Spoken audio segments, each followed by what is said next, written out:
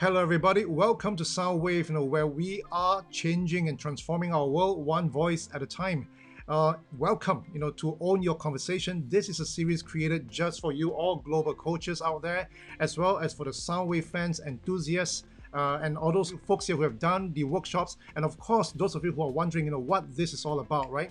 Now, this is a series for everyone who wants to learn all about SoundWave, the strategies, the tips, and tricks on how to skillfully use our voices, target our talk, and engage the people around us. And as we say here in SoundWave, amazing things happen between people when the quality of conversations is good.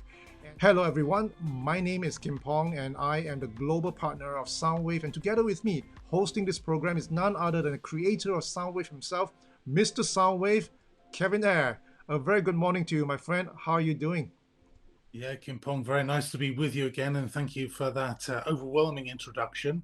I'll have to find a way of responding at one of our future sessions. So I offer you all sorts of plaudits in the way that you offer them to me. So thank you. It's very nice to be here again.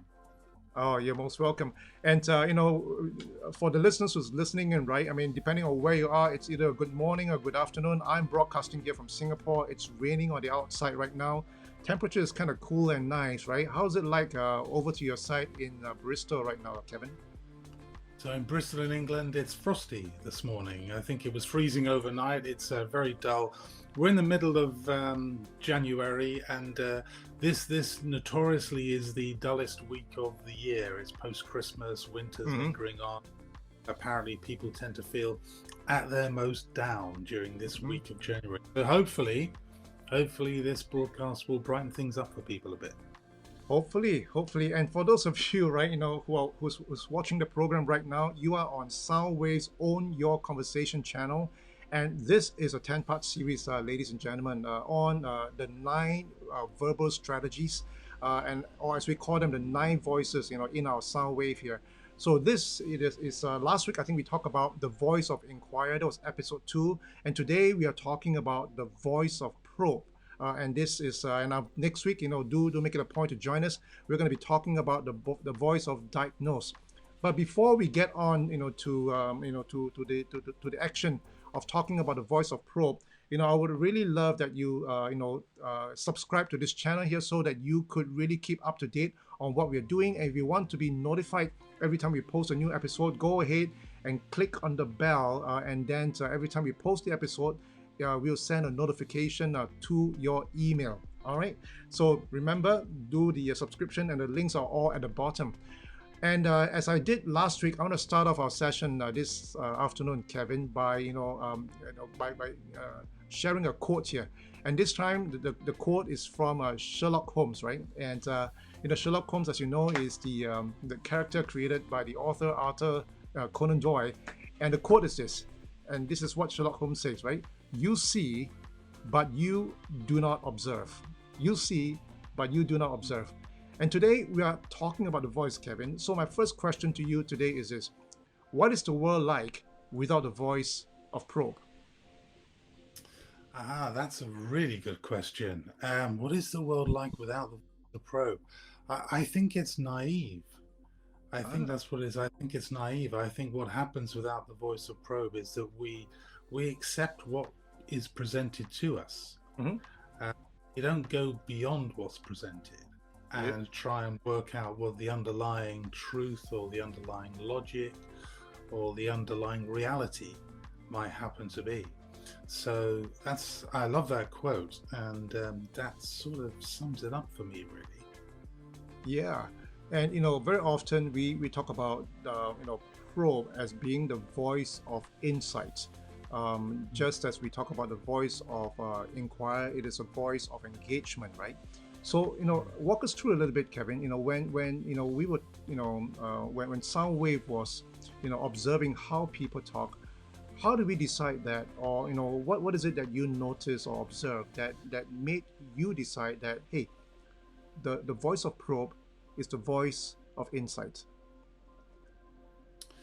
I think that the answer to that question, Kim Pong, is to look broadly at the 3 voices inside the asking cluster. Yeah. sound waves. So we're going to come on in our next session to talk about diagnose, but just Mm-hmm. a key point of difference. And I'll touch on something I've said already, which is that, inquiry. In our last broadcast, we talked about inquiry as being the hot air balloon looking down across the world and exploring the territory, and inquiry opens things up, and we said that Mm-hmm. was the Mm-hmm. terrain, the open question. Mm-hmm. um, Without getting to the details of the voice to diagnose, it's just worth saying that that voice tends to take things as given. We turn up with a problem or an issue, and we work out what the cause or origination of that problem might have been. Mm-hmm. Now, probing is different. Probing is about drilling down into the detail of things, trying to get to the heart of something, try to find out what is there. Very often, we're not presented with something other than a small piece of information or a small idea. And for whatever reason, that small piece of information or that small idea captures our imagination. And we think that's interesting. We need to find out more about that. And Mm-hmm. that's what leads us to drill down into the unearthing of the truth. And it's a quite different process, quite different strategy from inquiry. Mm. Okay, inquiry tends to go up and out, asking the big questions, the world of the open question. In some ways, probing, and I don't want to trivialize it, but to probe is the world of the closed question, but the Mm. persistent closed question. Mm-hmm. Um, just one little comparison I often use in talking about the voice to probe is this: that we tend to send probes into space. It's interesting that we use that language. Yeah. We send a probe into space. Astrologists have worked out, astronomers, sorry, have worked out, astrologists as well perhaps, but astronomers have worked out that somewhere 30 billion light years into the distance there's something worth finding. Now, Mm-hmm. they don't know what it is particularly, they don't know the details of it, but there's something about the cluster of the stars that says we want to send something in that direction rather than that direction. Mm-hmm. And they send a probe. So a probe goes up and it Right. tries to find out. So there's an element of the unknown about Mm-hmm. the process of probing. Mm-hmm. Okay, it's an Mm-hmm. element of the unknown, and in that sense, it's a really fascinating voice to Mm-hmm. get hold of. Yeah. I mean, I love what you just said, Kevin, because and I, by the way, I mean, you just introduced a wonderful metaphor, for the voice of probe, and that is a space probe being sent out to outer Yep. space here, right? Yeah.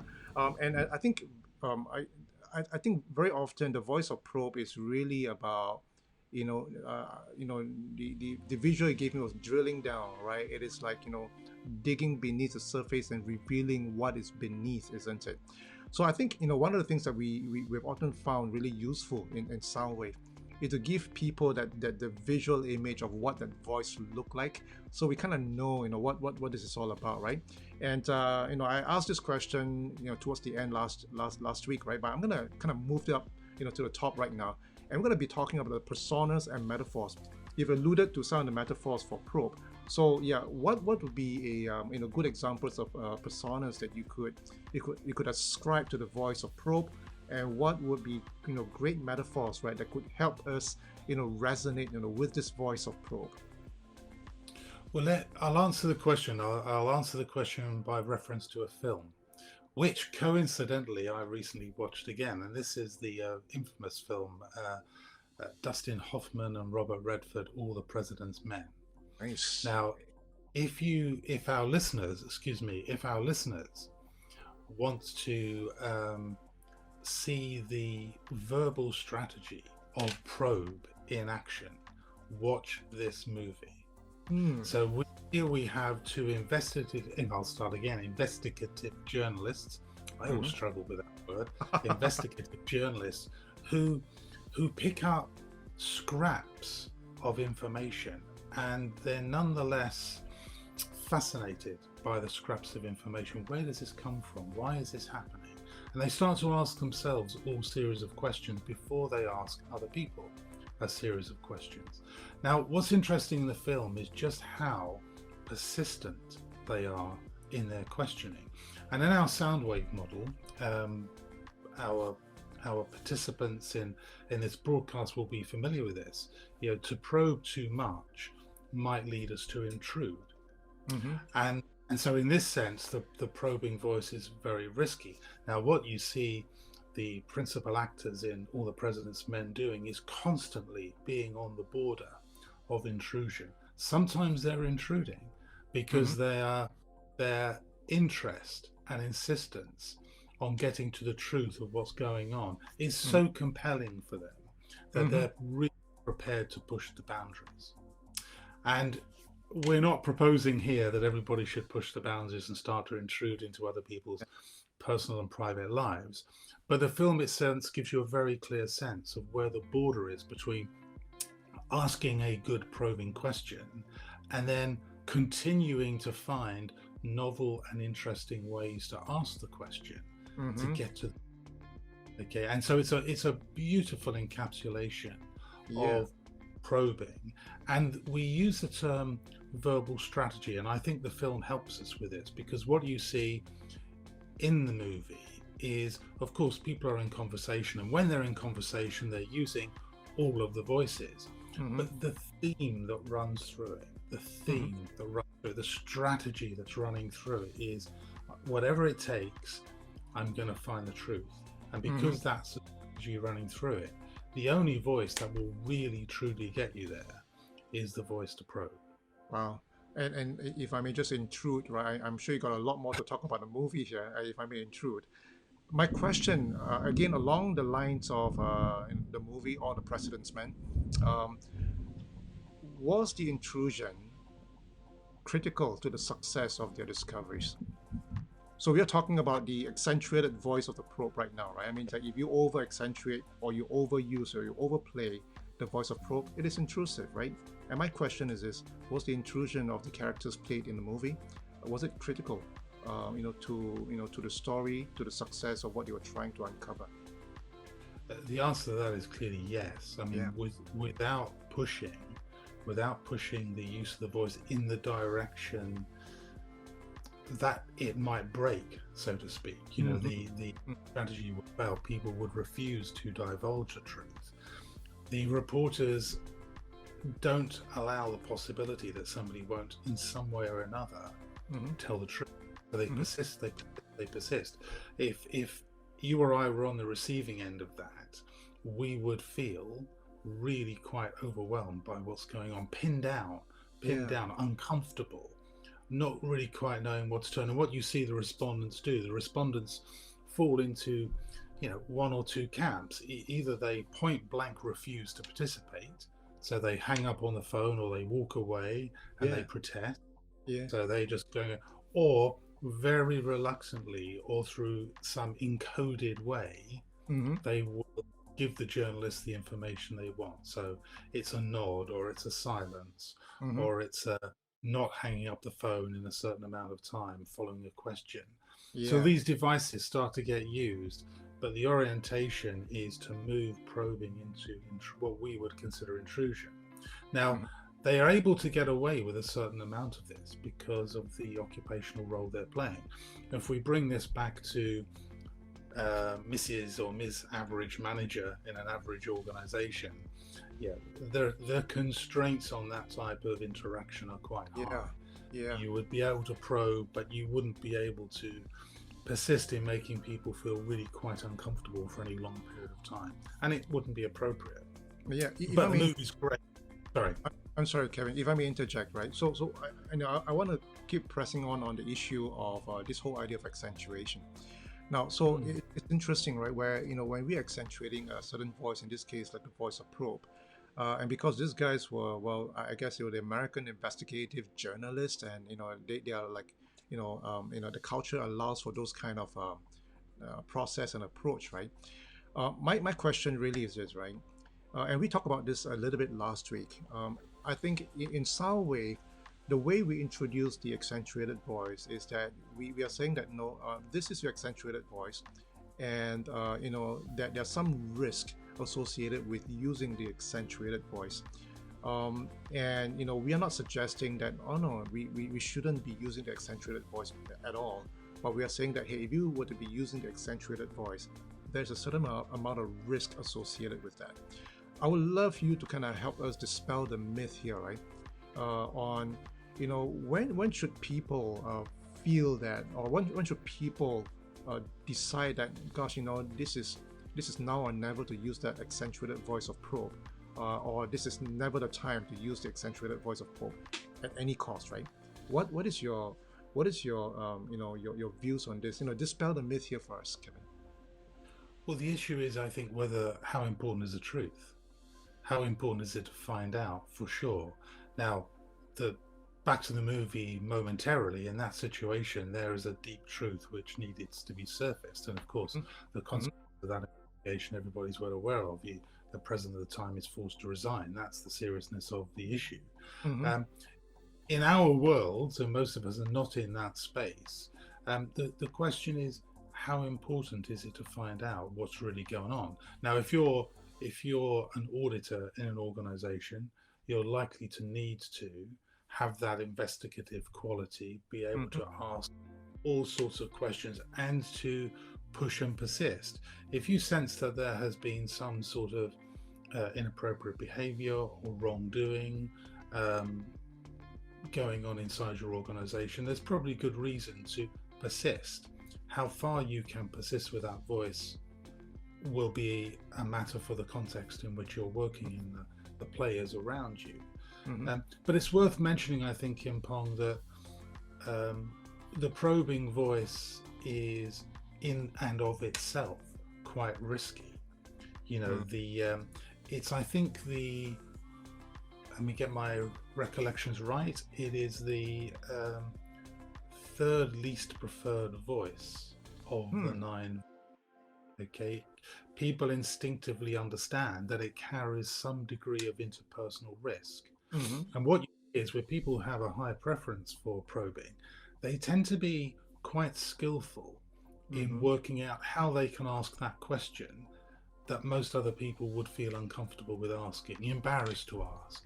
And so they'll bring in humor or a degree of playfulness in framing the question, as sort of a nudge and a wink, a conspiratorial nudge and a wink. Yeah, you don't mind asking. I know I shouldn't, but I've just got to ask you this question. Just bear with me for a minute. Yeah. Okay. Yeah. And they find ways of getting away with landing the question and getting a response. So there's potentially a cheekiness or a creativity associated with the use of it.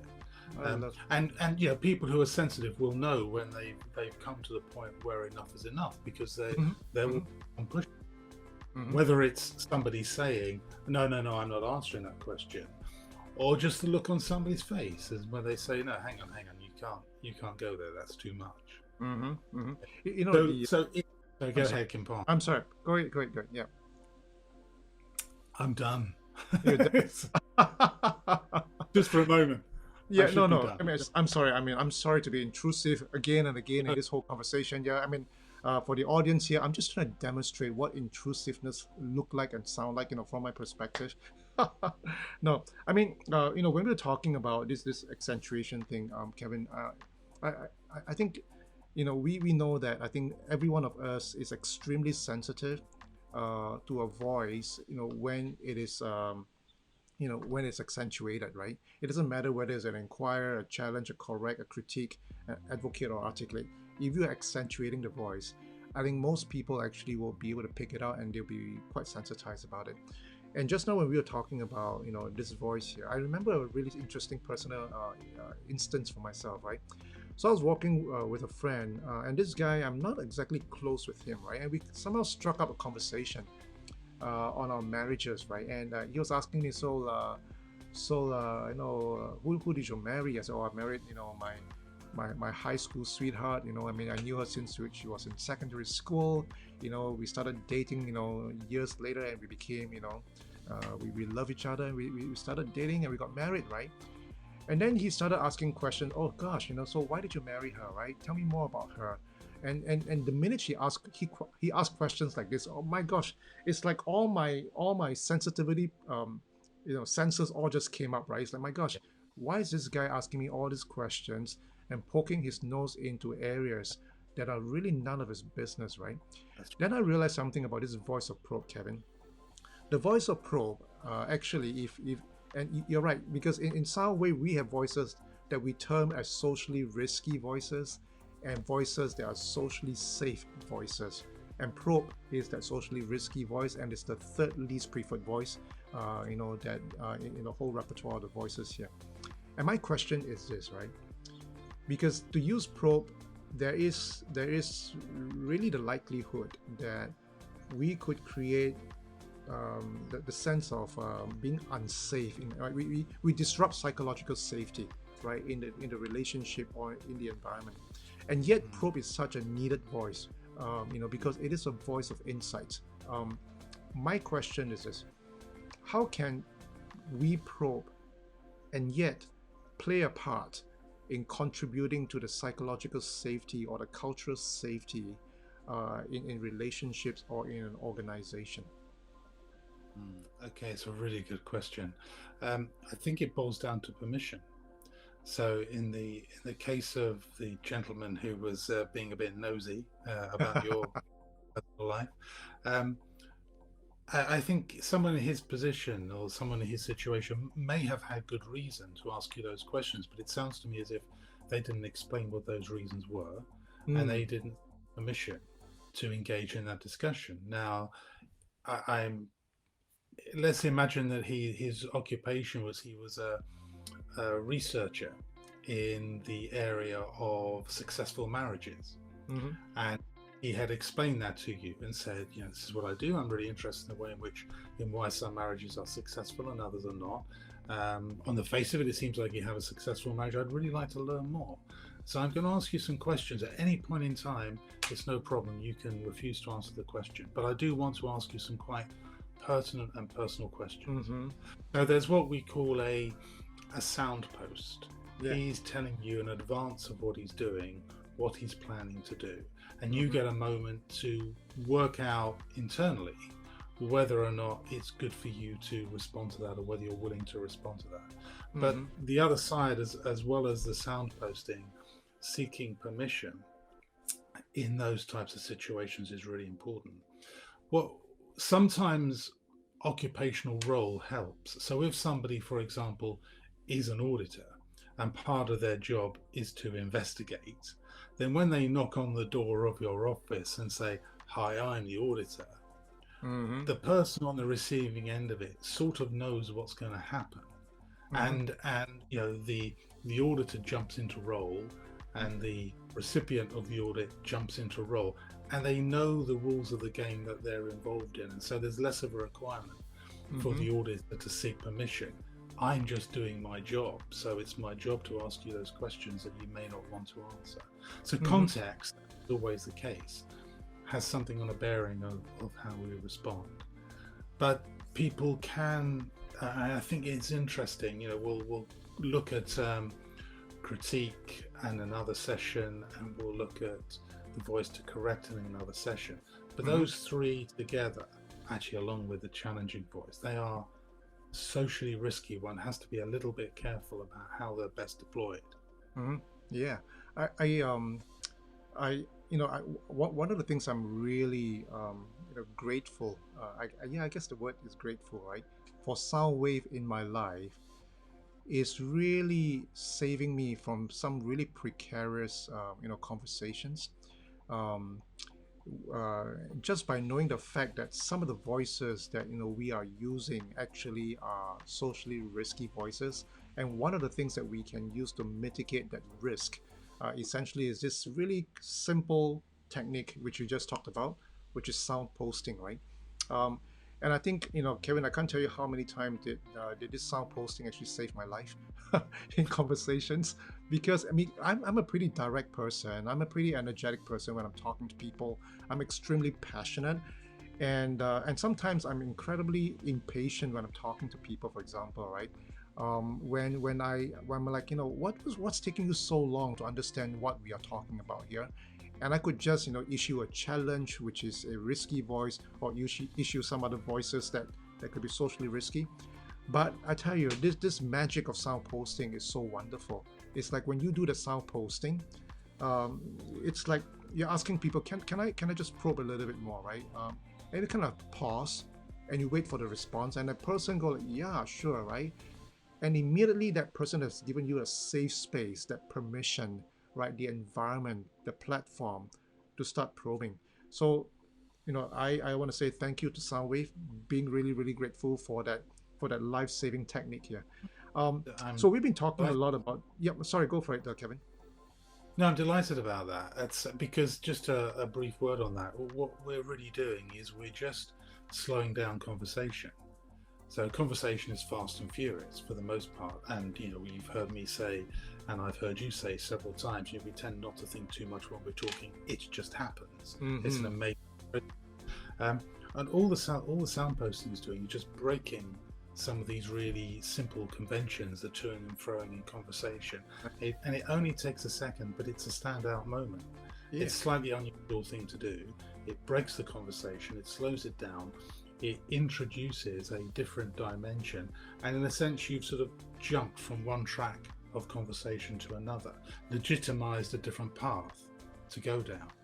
Mm-hmm. And so simple and so learnable, so easily that people can pick it up really, really quickly. Yeah. And it's a sort of thing that people might do in coaching sessions, but coaching sessions are what I term highly cued. Again, it's a bit like the auditor turning up in the room. We know the rules of the game and we play them. Mm-hmm. And that's great stuff. But what we're really interested in is, the real-time interaction between people. How do we make the real-time everyday conversations work even better? Mm-hmm. And sound posting is a really simple technique for helping to enable. Love it, love it, love it, love it. And I think right now, I think we started this whole conversation, with my question of asking about the personas and the metaphors. Yeah. So we have talked about the investigative journalists, we have talked about the auditors for personas, and in terms of metaphors, we talk about the space probe. And I think you used the word drill. So it's like a drill drilling in. So a lot of it's kind of like painful, right? It felt painful to me to some extent, right? And I was just asking myself just now, it's like, is there any other way to personify the voice of probe, or to give it a different metaphor, or a different description, right? So one of the thoughts that came to mind, I would love your feedback on this, Kevin. All right, I think maybe a great persona for the voice of probe is that of an archaeologist, right? So it's someone that's digging into the past to figure out, hey, what just happened, or what happened in the past? Why were the civilization the way it was, and the way they go about, digging up the truth, for that matter, right? It's not with a heavy drill going in, or with the authority of an investigator or the auditor that goes like, tell me what I need to know, but somebody that goes with a really light touch, right? And with a little pickaxe, and with not pickaxe, a little pick hammer, not pickaxe, right? With a little pick hammer and a little, what do you call that, brush, right? And chipping a little bit, brushing a little bit, chipping a little bit, and brushing a little bit. So what do you think? I mean, is that a good persona metaphor? Yeah, I think it works in a number of respects. The principal way in which it works for me is that an archaeologist might have a hunch or might see a small piece of evidence about something, and then pursues that in a steadfast way. They don't quite know whether they're going to find the greatest find since Tutankhamun, or whether they're going to dig up a dog's bone, but that doesn't prevent them wanting to invest some time and energy in finding out. And I think that's probably. And then there's the sometimes probing, intruding can be could be a little bit brutal. And back to All the President's Men, there are some scenes there where the persistence is quite brutal. So I wouldn't imagine archaeologists being brutal, but I would imagine them being, very, very persistent, very, very careful to make sure that what's coming out connects. The facts actually support each other. They are getting to the truth of what's there. They're not fabricating things. Okay, and that strong scientific empirical basis exists both for archaeologists and actually probably for investigative journalists. I don't know whether this sounds like to you, Kim Pong, but curiously enough, I was giving somebody some some feedback on their one of their Soundwave profiles yesterday, and this was somebody who scored at a low level on Probe. This was a passive voice. So I don't know. My question to you, first of all, is whether you have come across people with very low scores on probing, and what, in your experience, the consequences of that have been for them. Well, it's you're almost reading my mind, because I was about to ask, about the passive voice of a probe here. Right. Well, take it away, Mr. Host. It's a great question. Thank you for that question. Yeah, and this morning, actually, I was coaching, someone, and I think her probe is the last third voice of the whole series. And one of the things about this individual is that she's extremely responsible. And it was difficult, for her to say no to people. So when the bosses comes to her and give her work to do, she'll just go like, yeah, I'll do it, even though I may or may not agree with what's asked of me, right? But because she's such a person that has such a strong sense of ownership and commitment and respect for her bosses, it's typically almost a yes every time, right? And I asked her, right, why is that the case? Why aren't you saying something? And she said, I do not know what to say. I do not know what to tell my bosses or ask my bosses, right, when they give me all those responsibilities and all that, right? And I say, look, let's look at your sound wave here, right? And your probe is really, really low. What do you think can happen, if you were to use that voice of probe? That was what I asked her, and she took a look at it and she go like, gosh, I never used that voice. I said, why not? And she said, it never occurred to me to use that. And I said, look, if you were to use that, what could be the outcome be? And she said, my gosh, you will lead me and my bosses to go on the discovery trail, right? As to why are we really spending time and energy and resources on all those work, that we need to do. And so to me, I thought there was a really, really major takeaway here, right? So, I mean, the thing is we kind of know that, when we keep that voice passive, we lose a certain effect that a voice potentially can give, right? So, Kevin, would love your insights on this. If people were to shut down that voice intentionally or subconsciously, what are we missing? Well, I'll go back to where we started the conversation this morning, partly, Kim Pong, which is we lose an ability to get to the heart of something, to get to the truth of something, to pin things down, to really, really know what's going on. We've seen a lot of this, dare I say it, with the antidote to probing, which is to accuse somebody of fake news, to turn around to somebody and say, well, the information you're presenting is just not true. Makes it very difficult for people to persist with their questioning. That's the primary purpose of that accusation. But I think that we lose the ability to get to the truth of things, to get to the heart of things. And I think that has an effect on what's the best word for it? The authenticity around relationships. If we can't ask the question, which is uncomfortable but on our mind, and everybody knows it's there, then we're creating a condition in which, for the future, difficult questions are not necessarily asked. And we know difficult questions are important.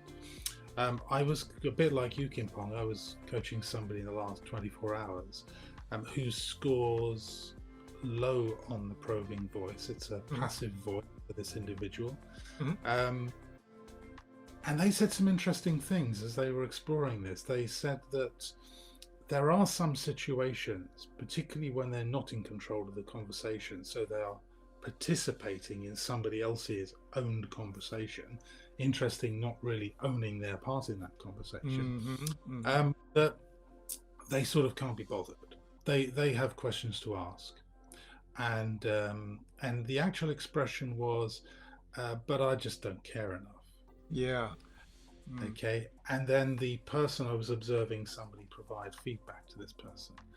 As the person providing the sound wave feedback immediately went to the passive definition of um, probe and said, well, this is just what, this says this, and this is just what you've just been saying. Do you see the connection?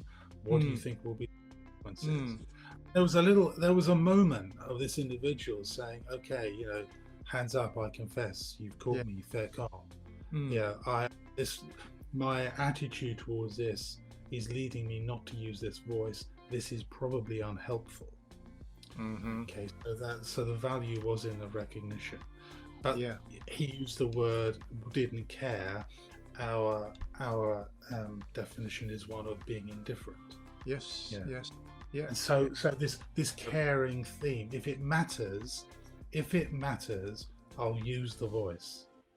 If it Mm, doesn't matter, or I mm, choose to believe it doesn't matter, then I mm, don't have to use it, and I mm. can rationalize my non-use Yeah. as well. It's not appropriate. I couldn't ask somebody a question in that way, etc., etc. Mm-hmm. Okay, You know, but I'm sorry. sorry, Go ahead. I'm sorry. I thought you were done. Yeah. I was just going to add a little personal note, which is Please. I I think probing's my favorite voice.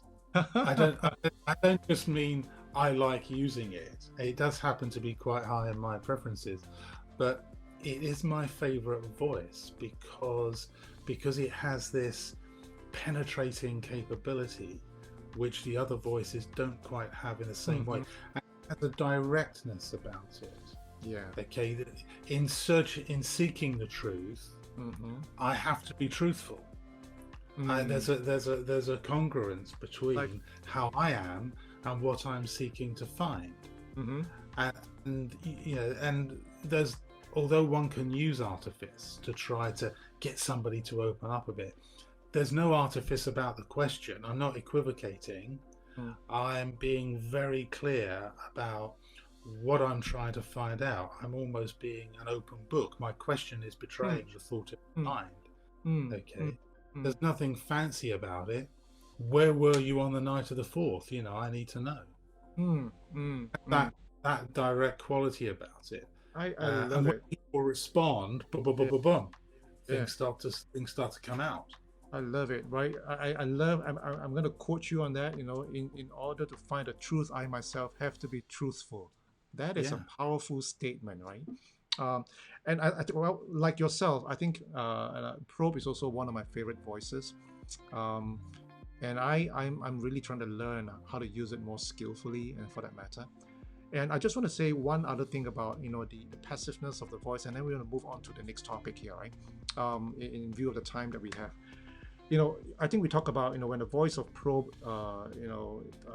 is there, and so when the voice of probe is passive, I think there's this attitudinal part about to the conversation, but I think at the same time sometimes it may not be about the attitudes of the individual, but it could be just the unawareness of the individual that they could actually probe, or they could actually use that voice in certain situations.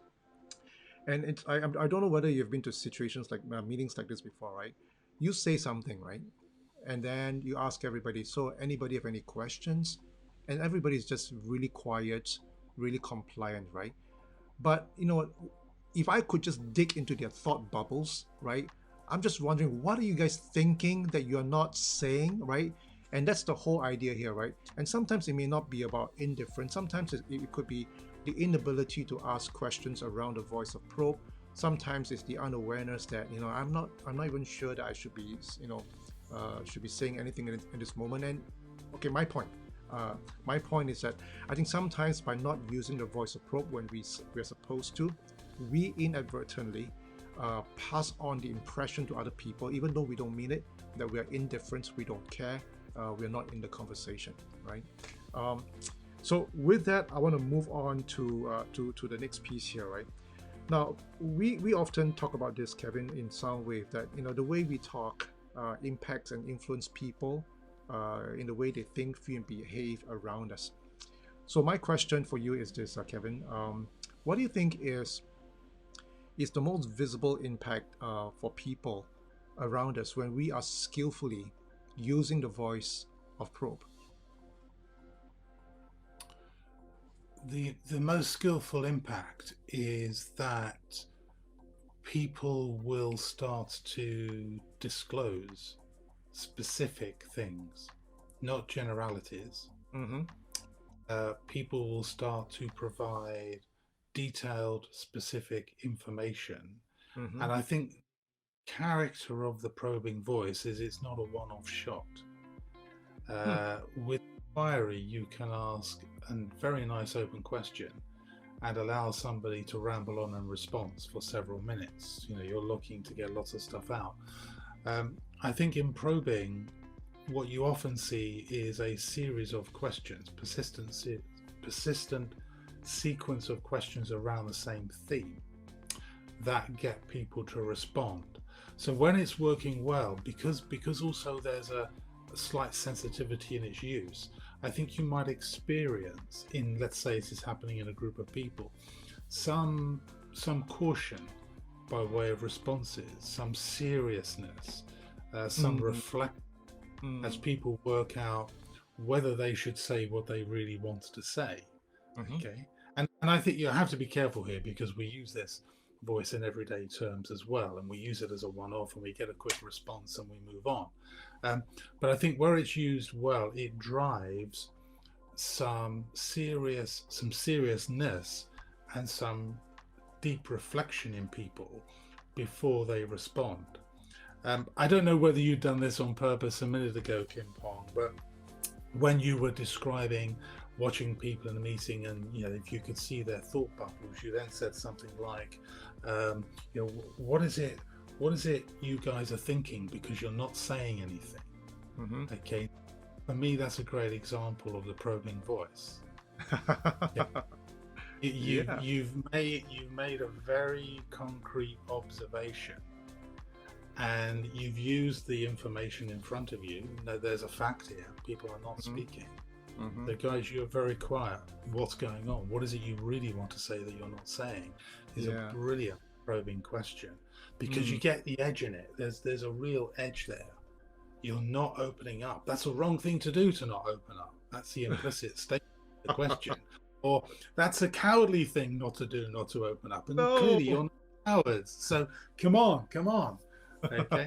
And that's yeah, there's an edge, and we've not used that word so far in this conversation, but there's an edge to probing which is valuable. The risk is you get ignored. You know, the question is such that everyone thinks, oh my God, I've been seen for how I am at this moment. I don't like it, so I'm just going to say anything and hope it all goes away. And then the prober has a difficult judgment to make. Do I back off because they really don't want to play this game, or do I because they really don't want to play this game and they really should? Okay, so right, difficult sort of dilemmas. It is, and yet it is so important, Kevin. You know that, you know, the people, you know, the leaders, the managers, the executives, the parents, right? You know, if you are in positions that are working with people, you know, literally, I think the voice of probe, you know, is so needed, right? And one of the things, you know, I know for, and this is, you know, speaking from my own personal experience here, Kevin, it's like, for example, if I'm in a room with people, and these are the guys that I feel really safe with. These are the guys that I feel, you know, I really love working with them, right? I mean, we can have our disagreements and all that. That's fine, right? But say, you know, we're in that environment, and I say something, right, and then people begin to ask me, you know, really good probing questions. You know, the effect or the effect on me, the feeling that I feel very often is like, my gosh, guys, thanks, man, because, you know, you're hearing what I'm saying. You know, you are interested in what I'm saying. You are you know, engaged enough to want to figure out with me what's going on here. And my sense, you know, to you or to the people around me is I felt noticed by you, because just now you use about being ignored if people were not to do that.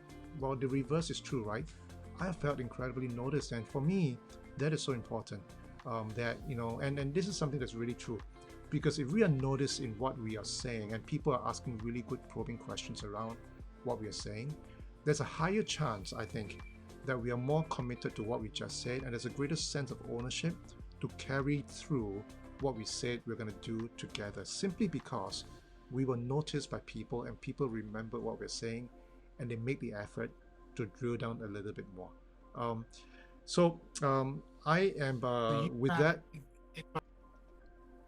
So that's interesting listening to you give me that example. So you've given me two examples in our conversation, Kim Pong. One where probing has been intrusive, when somebody was asking you about your relationship with your wife, and another where with a group of friends it's been enabling because you've felt that you've been for who you are. So I'm curious about those two experiences. There seems to be something about the different levels of familiarity or trust that you have with those two groups of people, or the individual and a group of friends, that says something about when it's possible to really use the probing voice to its maximum effect. Yeah. You know, I'm not sure how to kind of respond to what you just said, but one of the things that came to mind was this, right? I think our willingness to probe or our unwillingness to probe could be a very good indicator of how safe we feel in the relationship, or how familiar we think we are regarding the relationship here. Because I mean, you kind of know, right? If you kind of hang out with some friends, you know, for the last 20, 30, 40 years of your life, and these guys you spend time with them all the time, you don't think about asking permission to probe. You just probe, right? You just go right into it and say, my gosh, why are you doing this, right? What's going on here? Blue, blue, blue, right? And we do that. But in some more recent relationships, I think we are a little bit more careful.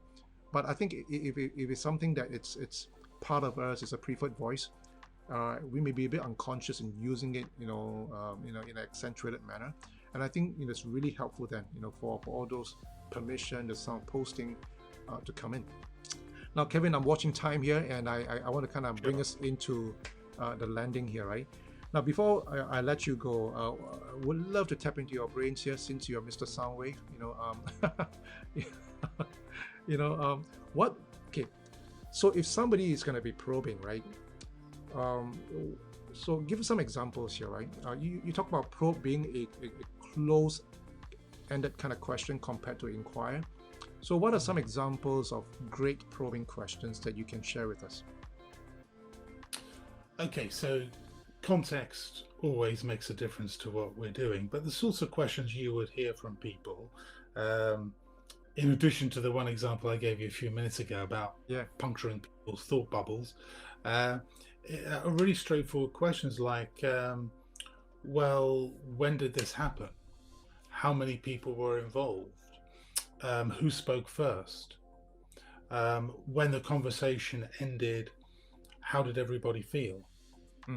So there's a sort of, it's the way the questions are strung together that has the impact. It's seldom just one question. It's usually a sequence of questions around the same theme.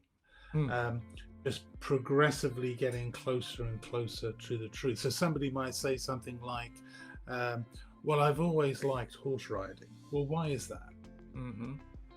Okay. There's something about the directness and the intensity of it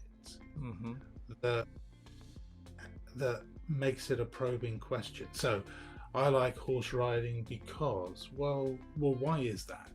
So there's rather than open the conversation up and ask broader questions, there's a tendency to stick with the original idea and just pursue it further. So you could think about, a series of popular lean conversations, the 5 why method. Why is a type of probing. Nice. Okay, so it's drilling in, and that's the difference. You'll seldom. Last time we spoke about the inquiry voice, we said that sometimes that's an open question, but sometimes it's an invitation. Tell me more about. Well, that is not a question you would use if you were probing, because it risks the response taking you in 100 different directions. Mm-hmm. And actually, when you're probing, you're interested in pursuing Mm-hmm. the thought of agenda that's on your mind. Mm-hmm. You're, of course, interested in what other people have to say, Mm-hmm. but you're much more focused on the specific thing. Mm-hmm. And once you've exhausted that particular path, you might well move on to another. You might move back out into inquiry to generate more disclosure, to find more avenues down which you can probe. Mm-hmm. And so the use of those two voices in combination with each other is really, really powerful.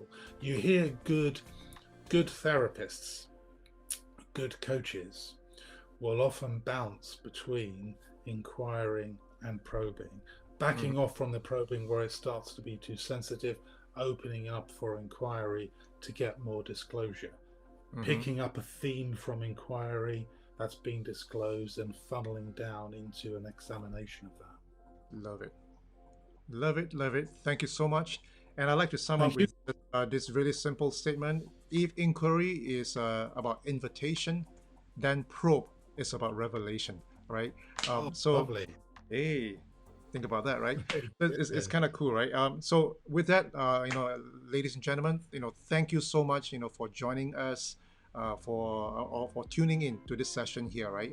I keep reminding myself that this is not a live stream, but this is a recorded version. So yeah, thanks for listening in here. And so with that, ladies and gentlemen, thank you so much for your time. Continue to shift the dialogue, change the conversation, and shape the cultures and outcomes that we want, because amazing things happen between people when the quality of the conversation is really, really good. So with that, I want to say goodbye to my friend Kevin. Thank you so much. It looks like your morning is beginning to be brighter right now since we started. My day is getting darker on my end here. So with that, thanks guys. Thanks Kevin. I'll see you soon. All right, take care. Bye-bye. Thanks, Kim Pong. Goodbye, everybody. Bye-bye.